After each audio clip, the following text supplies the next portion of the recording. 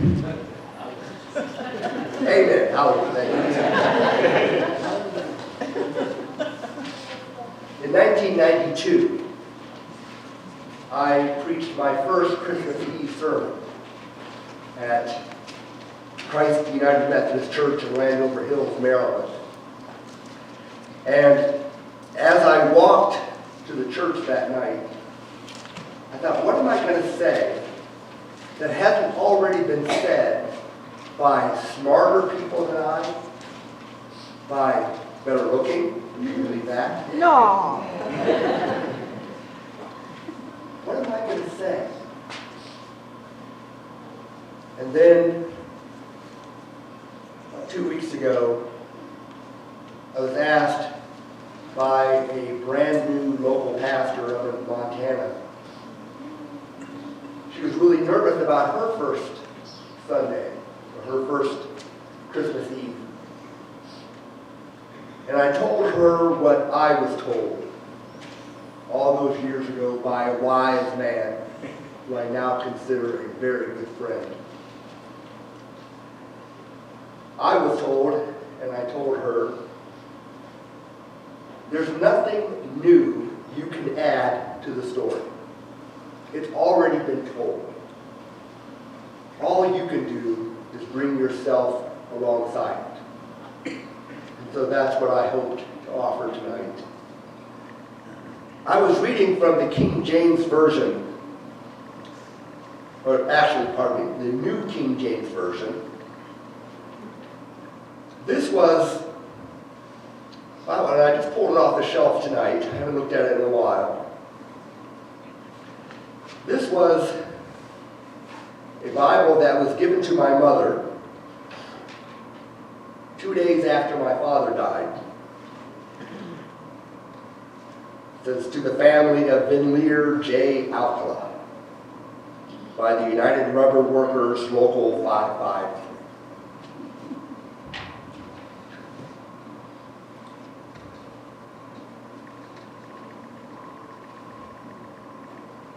I mentioned that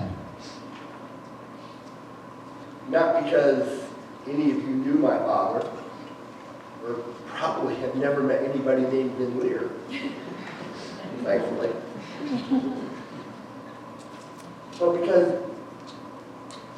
because of his faith, his simple, hardworking, blue-collar faith, I'm here tonight.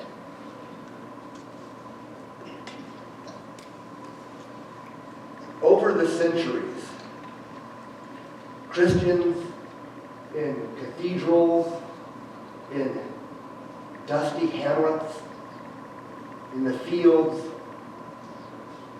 places like this, in language that none of us have ever heard, died out centuries ago.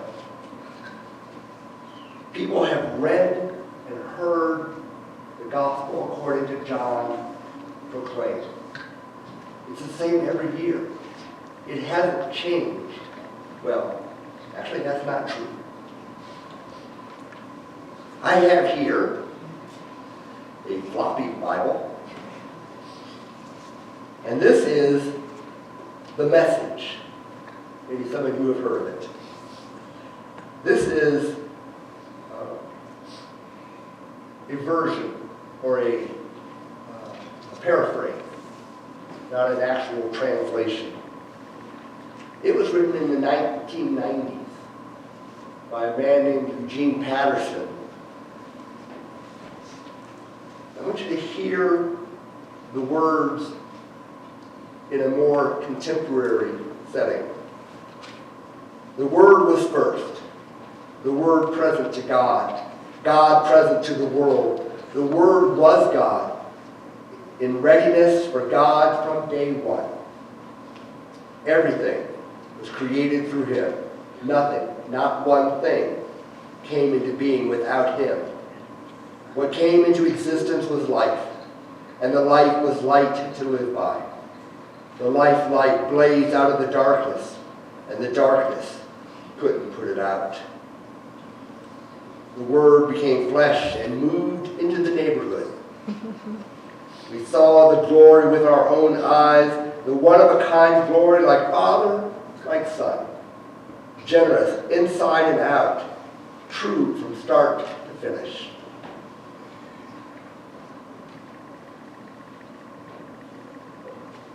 I want you to take a moment and look to your left. Now look to your right. If you're comfortable, turn around and look behind you. Okay.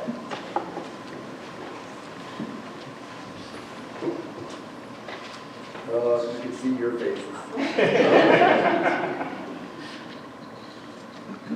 The problem with a exercise like this is that we are so used to doing what we're told that sometimes we don't question what we're being told. Did any of you see the person to your left or right? Briefly, just a bit? Okay. But you cheated. Okay, that's a good thing to mention. Yeah. You might want to wait for the light lady. Oh, no. What I saw was that every one of you was looking at a child of God. You were the one created in the image of God.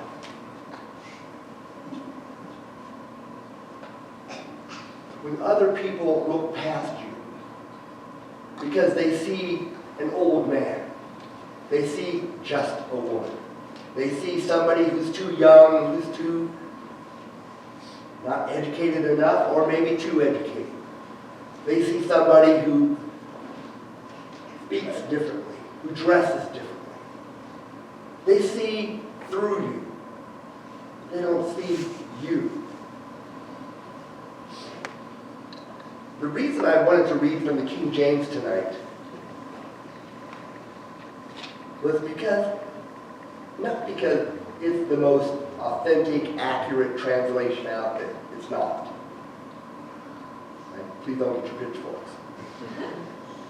But there were a group of people who were trying to come up with the most accurate understanding of something that no one has ever seen.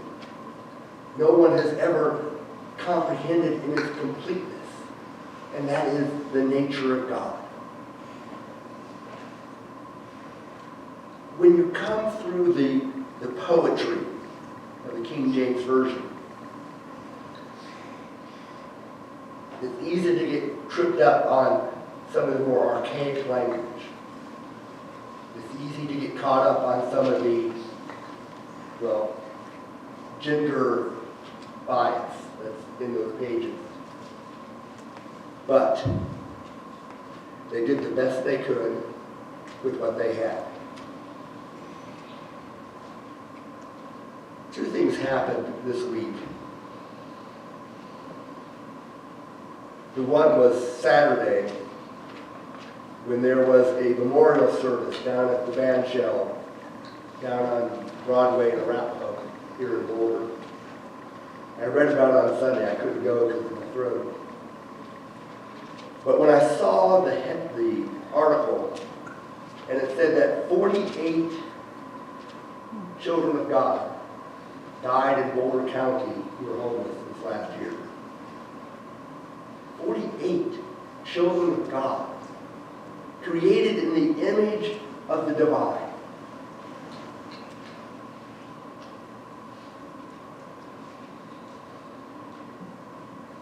This afternoon I read of an attack by a jihadist group in the African nation of Burkina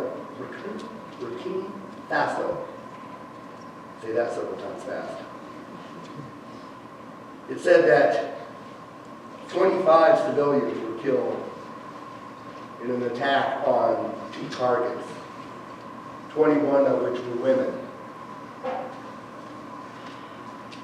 Reuters and BBC said that they were on their way to church. Children of God, who speak a language that I could hazard a guess, I would say none of us speak. I don't know if any of you have ever been to that country. But children of God, did anyone know that they were in trouble? Did anyone see what happened? Is anyone mourning this night over their lives? Now those two accounts are not your typical gee whiz Christmas Eve sermon. But I want you to be intentional. Every person you see is a child of God, whether they know that God or not. You have the opportunity to see them as God sees them. Complete, whole, blessed. We are each touched by the person around us, even if we don't know their name. There's nothing new that I can tell you about the birth of Jesus. There's nothing new that we're going to sing tonight or that you heard read tonight that hasn't been said or sung by other people, some of whom are smarter than you, some of whom, yes, are better looking. Hard to believe. This stole I'm wearing tonight was made by Belinda's mother. Sheila lived with us for 4 years, just before her death this past May.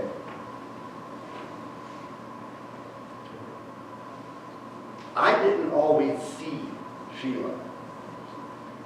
Sometimes I saw an old woman. Sometimes I saw an irritation. But when she could look out on College Street and see a rafter of turkeys walking down the sidewalk, and she just got excited. When she could be surprised by Wesley the cat. She wasn't a cat person. But if he was ever sleeping someplace that she couldn't see him, she got nervous and she'd go find him. And when she found him, that's close enough. I mention that because that's the role you have. Sometimes someone will see you as just that person who cut them off in traffic, or that phone call that comes just as whatever thing that's interrupted. You have to decide, do I talk to them or not? The person sitting next to you is here tonight. So are you. Do you see each other? Tomorrow, maybe even Thursday. Some will have already taken down the decoration. Some stores will already have Valentine's Day stuff out.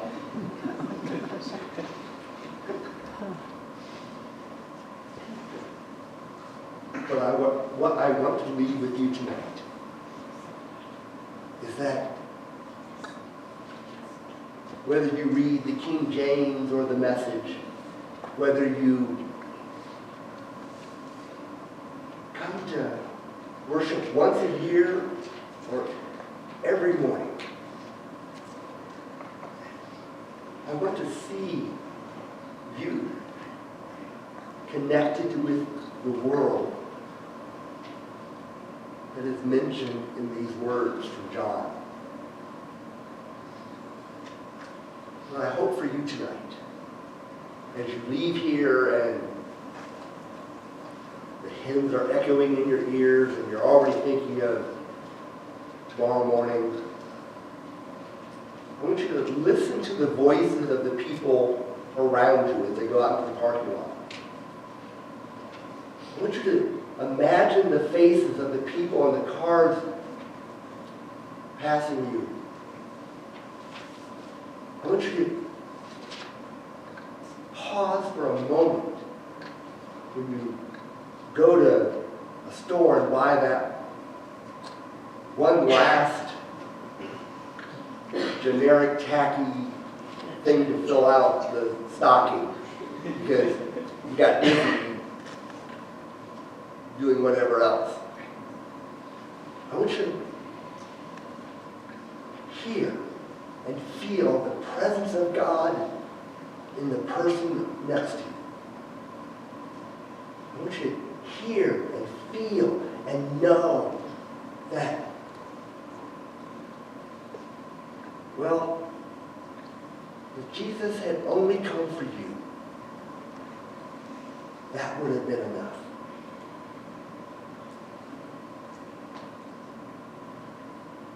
But the person who votes differently than you do, the person who looks differently than you do, the person whose name you will never know, like those people in Burkina Faso, like those homeless men and women. They too were created in the image of God. And they too have something to share.